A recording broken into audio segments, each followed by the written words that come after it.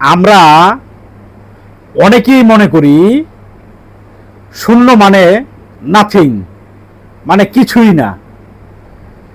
আসলে এটা পুরোটাই ভুল। শূন্য মানে এভরিথিং, মানে শূন্য ছাড়া আপনি কোনো কিছু কল্পনাই করতে পারেন না। যেমন শূন্য মানে শুধু এইটুকু শূন্য না, শূন্য মানে মহাশূন্য।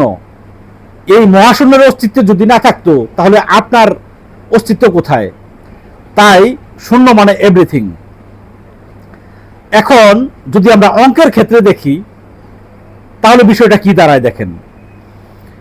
যেমন একের আগে যদি আপনি শূন্য বসান তাহলে হয়তো কিছুই না, কিন্তু একের পরে যদি আপনি একটা শূন্য বসান তাহলে 10 হলো, একের পরে দুইটা শূন্য ব্যবহার করলে 100 হলো, একের পরে তিনটা শূন্য ব্যবহার করলে 1000 হলো, একের পরে 5টা শূন্য ব্যবহার করলে 1 লাখ হলো। এভাবে মিলিয়ন, বিলিয়ন, ট্রিলিয়ন।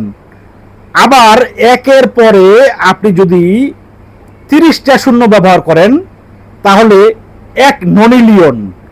মানে এটা চিন্তারও বাইরে। যদি 1 ননিলিয়ন টাকা আপনার থাকে তাহলেও কি শূন্য কিছুই না? ভাইরে, শূন্যের মধ্যেও একটা রাজনীতির খেলা আছে, এটাই বাস্তব।